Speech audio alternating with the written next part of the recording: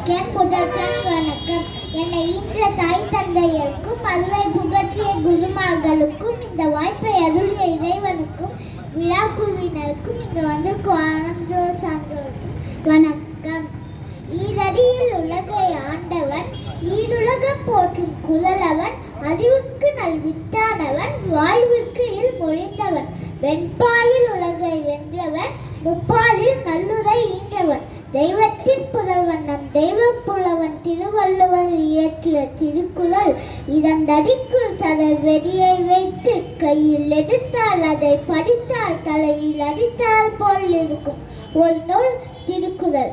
வாய்மை, உண்மை, பொறுமை, அன்பு, சுயக்கட்டுப்பாடு, நன்றுணர்வு, சான்றாமை, புலால் உண்ணாமை, தனிமனித ஒழுக்கம், சமுதாய ஒழுக்கம், ஆட்சி, அரசன், மக்கள், அறம், பொருள், இன்பம் என 133 அதிகாரங்களை கொண்டு 1330 வைர மணிகளை கொண்ட ஒரே நூல் திருக்குறள் ஆகும்.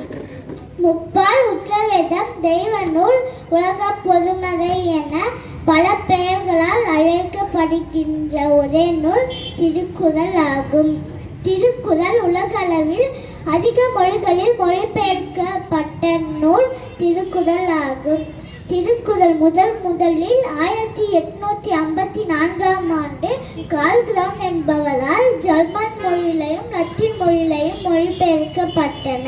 பிறகு ஜி போப் அவர்களால் ஆங்கிலத்தில் மொழிபெயர்க்கப்பட்டது.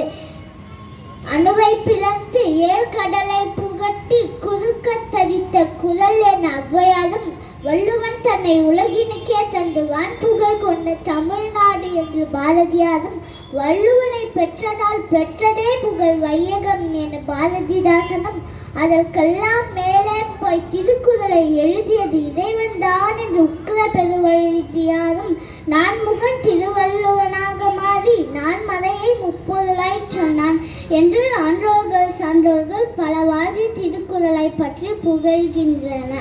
பைபிள் கிறிஸ்துவர்களின் அடையாளம், குர்ஆன் இஸ்லாமியர்களின் அடையாளம், பகவத்கீதை இந்துக்களின் அடையாளம். ஆனால் திருக்குறள் உலக மாந்தர்களின் அடையாளம். இப்படியே திருக்குறளை சொல்லிக்கொண்டே போகலாம். நேரம் கருதி என் உரையை முடிக்கிறேன். வாழ்த்துக்கள்மா, அருமையான